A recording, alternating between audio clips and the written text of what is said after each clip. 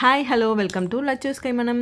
இன்றைக்கி நம்ம பார்க்க போகிற ரெசிபி ஆலு மட்டர் தான். பட்டாணியும் உருளைக்கிழங்கையும் வச்சுட்டு ஒரு சிம்பிளான சைட் டிஷ், நல்ல ரிச்சாக சூப்பராக எப்படி செய்யறதுன்னு பார்க்கலாம் வாங்க.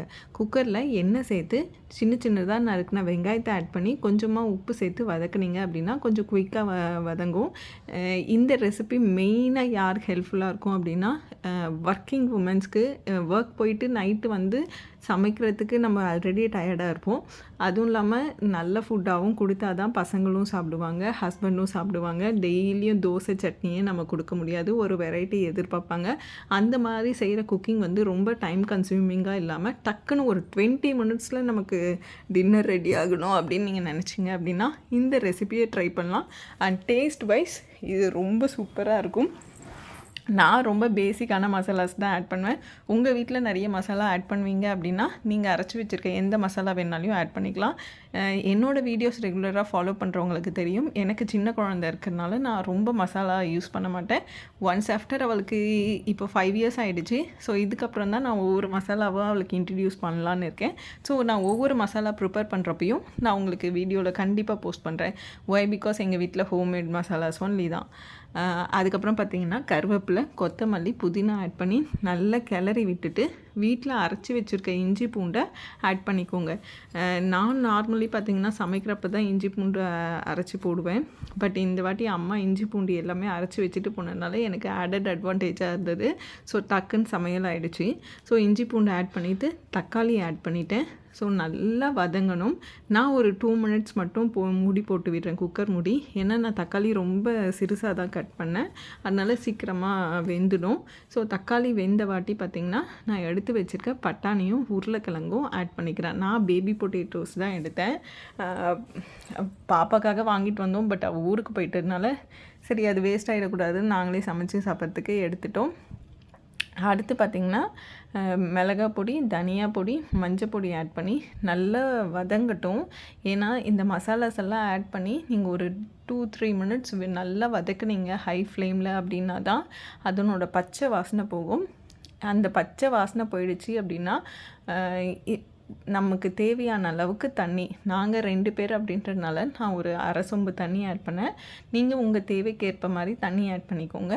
அதே மாதிரி உங்கள் வீட்டில் 5 பேர் 4 பேர் அந்த மாதிரினா நீங்கள் கொஞ்சம் தேங்காய், அதில் கசகசா, ஆப்ஷனல் முந்திரி உங்களுக்கு வேணும்னா ஆட் பண்ணி நல்லா நைஸாக அரைச்சிட்டு நல்ல கொதி வந்த அப்புறம் தேங்காவை ஆட் பண்ணிவிட்டு ஒரு 3-4 விசில் விட்டீங்க அப்படின்னா உங்களுக்கு கிரேவி சூப்பராக ரெடி ஆகிடும்.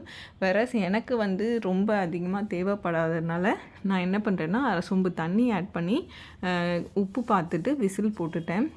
ஏன்னா நம்ம எடுக்கிற பிரேக்கே பார்த்திங்கன்னா 30 மினிட்ஸ் தான் எடுப்போம். அடுத்து குழந்தைக்கு ஃபீட் பண்ணுறது இல்லை நம்ம சாப்பிட்றதுக்கு திரும்பவும் ஒரு 20-30 மினிட்ஸ் எடுப்போம். ஸோ அந்த பிரேக் வந்து கரெக்டாக நம்மளோட வேலையை டிஸ்டர்ப் பண்ணாமல் நம்ம சமைக்கணும் அப்படின்னா ஸோ இந்த மாதிரி ரெசிபீஸ் எல்லாம் உங்களுக்கு ஈஸியாக இருக்கும். அண்ட் உங்களுக்கு இன்னும் வேறு என்னென்ன வெரைட்டியான ரெசிபீஸ் வேணும், நிறைய பார்க்கணுன்னு நினச்சிங்கன்னா கண்டிப்பாக என்னோடய சேனலை சப்ஸ்கிரைப் பண்ணிக்கோங்க. ஏன்னா நான் ஒரு 30 மினிட்ஸ்க்குள்ளார ஒரு நல்ல ஃபுட் எப்படி குக் பண்ணுறது அப்படிங்கிறதெல்லாம் இனிமேல் நான் ரெகுலராக ஷேர் பண்ணுறேன். அதுக்கப்புறம் பார்த்திங்கன்னா குக்கர் விசில் போட்டு விட்டிங்கன்னா ஒரு 4-5 விசிலில் உங்களுக்கு எல்லாமே ரெடி ஆகிடும். நான் பேரலி சப்பாத்தியும் போட ஆரம்பிச்சிட்டேன். நான் சப்பாத்தி போட ஆரம்பித்தாலும் இந்த குக்கரில் ஏதோ புஷ்ஷுன்னு எனக்கு சத்தம் கேட்டுகிட்டே இருந்ததுனால நான் குக்கர் விசிலை கழட்டி வச்சுட்டேன். யூஸ்வலாக எப்போவுமே எனக்கு ப்ரெஷர் ரைஸ் ஆனால் மட்டும்தான் நான் விசில் போடுவேன். ஒய் பிகாஸ் எனக்கு வந்து குக்கர் ஹேண்டில் பண்ணணும் அப்படின்னாவே எனக்கு ஒரு மாதிரி பயம். ஏன்னா நிறைய நியூஸில் குக்கர் வெடிஞ்சிடுச்சு அப்படின்னலாம் சொல்லுவாங்க இல்லைங்களா. அதுவும் இல்லாமல் நாங்கள் அங்கே பக்கத்துலேயே நின்று சமைக்கிறதுனால நான் அதை மட்டும் நான் கொஞ்சம் கேர்ஃபுல்லாக ஹேண்டில் பண்ணுவேன். நீங்கள் இந்த மாதிரி 20 மினிட்ஸ் 30 மினிட்ஸ்க்குள்ளார சமைக்கணும் அப்படின்னு நீங்கள் நினச்சிங்கன்னா எல்லாமே நீங்கள் பேரலாக செய்தீங்க அப்படின்னா தான் அது பாசிபிள். நீங்கள் குழம்பு வச்சுட்டு அதுக்கப்புறம் பொறுமையாக சப்பாத்தி போட ஆரம்பிக்கிறது அப்படியெல்லாம் கிடையவே கிடையாது. ஒவ்வொரு விஷயத்தையும் பேரலாக வெங்காயம் கட் பண்ணி நீங்கள் தாளிக்கிறப்பவே பார்த்தீங்கன்னா அடுத்து தக்காளி கட் பண்ணுறது அந்த மாதிரி விஷயங்களெல்லாம் நீங்கள் ப்ரொசீட் பண்ணிக்கிட்டீங்க அப்படின்னா உங்களுக்கு ரொம்ப ஈஸியாக முடிஞ்சிடும். மேக்ஸிமம் நான் இது வீடியோ ஷூட் பண்ணதோடு சேர்த்து எனக்கு என்ன டைம் தெரியும் இல்லைங்களா, நான் வீடியோ ஷூட் பண்ணுறதுனால நான் அரௌண்ட் 27 மினிட்ஸில் நான் இந்த குக்கிங்கை கம்ப்ளீட்டாகவே முடிச்சுட்டேன். முடித்து சாப்பிட்ற மாதிரியும் டேஸ்டிங் அந்த சைடு வீடியோவையும் நான் கவர் பண்ணேன். ஸோ எல்லாமே அத்தனை நிமிஷத்துக்குள்ளாரே முடிஞ்சிடுச்சு. சப்பாத்தி பார்த்திங்கன்னா உங்களுக்கு கொஞ்சம் நேரத்துக்கு முன்னாடியே செய்து வச்சதுனால சூடாக இருந்தால் தானே உங்களுக்கு சாஃப்டாக இருக்கும். ஆறிடுச்சுன்னா சாஃப்ட்னஸ் போயிடுமோ அப்படின்னெல்லாம் நீங்கள் யோசிக்கவே தேவையில்ல. சப்பாத்தி மாவுக்கு நல்லா தண்ணி விட்டு பிசைஞ்சிங்க அப்படின்னா சப்பாத்தி நீங்கள் ஹோல் டே வச்சுட்டு அடுத்த நாள் சாப்பிட்டா கூட சாஃப்டாக தான் இருக்கும். சாஃப்ட்னஸ் குறையவே குறையாது. நீங்கள் எப்போ ரொம்ப ட்ரை ஆக்குறீங்களோ மாவை அப்போ தான் வந்து உங்களுக்கு சாஃப்ட்னஸ் போகும். அதே மாதிரி நீங்கள் எண்ணெய் தேய்ச்சி தேய்க்கிறது, பட்டர் தேய்ச்சி தேய்க்கிறது, நெய் போடுறது அந்த மாதிரி எல்லாம் தேவையே இல்லை.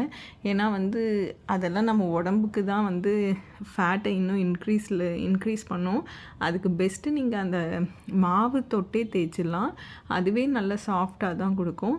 பார்த்திங்கன்னா நான் கம்ப்ளீட்டாக சமைச்சும் முடிச்சுட்டேன். பேரலி நான் கிச்சனையும் கம்ப்ளீட்டாக க்ளீன் பண்ணிட்டேன். இப்போ சமைச்ச பாத்திரம் தேராஃப்டர் இப்போ நாங்கள் சாப்பிட்டுட்டு போடுற பாத்திரம் தான் இருக்கும். ஸோ அதையும் நான் சாப்பிட்டு முடிச்சுட்டு கம்ப்ளீட்டாக கழுவிட்டு ஸ்டவ்வையும் க்ளீன் பண்ணிட்டேன் அப்படின்னா என் கிச்சன் க்ளீன் ஆகிடும். ஒன்ஸ் நீங்கள் கிச்சன் க்ளீன் பண்ணிவிட்டு அடுத்த நாள் சமைக்க வந்தீங்க அப்படின்னா அதுவே உங்களுக்கு வந்து மோட்டிவேட்டிங்காக இருக்குங்க.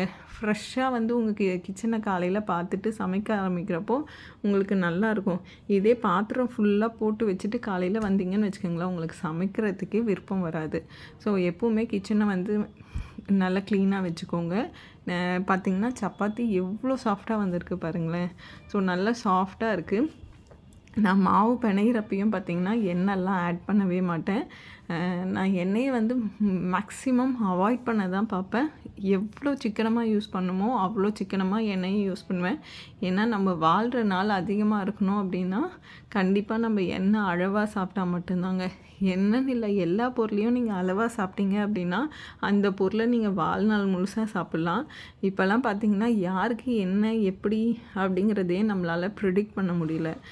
நம்மளால் முடிஞ்ச அளவுக்கு கரெக்டாக சாப்பிட்டு கரெக்டாக வாழ்ந்துடலாம். அதே மாதிரி அவுட் சைட் ஃபுட் எடுத்துக்கிறது, குழந்தைங்களுக்கு பிஸ்கட்ஸு அந்த மாதிரி ஸ்நாக்ஸ் கொடுக்கறதுக்கு பதிலாக நீங்கள் வீட்டிலே ஏதாவது ஒன்று ப்ரிப்பேர் பண்ணி கொடுக்கலாம். அந்த பேக்டு ஐட்டமில் பார்த்திங்கன்னா என்ன போடுறாங்க ஏது போடுறாங்கன்னே தெரியாது. இப்போ 5 ரூபாய்க்கு ஒரு பிஸ்கட் பாக்கெட் வருதுன்னா அந்த 5 ரூபாய்க்கு கோதுமை, சர்க்கரை, அந்த ஃப்ளேவர்ஸ் ஆட் பண்ணுற பட்டர், ஆயில் இதெல்லாம் வந்து ஃபீஸிபிளான்னு எனக்கு தெரியல. ஸோ மோஸ்ட்லி வந்து வீட்டிலே ஏதாவது உங்களால் முடிஞ்ச மாதிரி ஸ்நாக்ஸ் செய்து கொடுத்து பாருங்கள். ஆல்வேஸ் ஹோம் ஃபுட் வந்து குழந்தைங்களுக்கு ரொம்ப நல்லது. அதை நான் எப்போவுமே சொல்வேன். ஸோ அந்த மாதிரி ஃபாலோ பண்ணேன். இந்த வீடியோ உங்களுக்கு பிடிச்சிருக்குன்னு நம்புகிறேன். இன்னொரு வீடியோவில் மீட் பண்ணலாம். பை.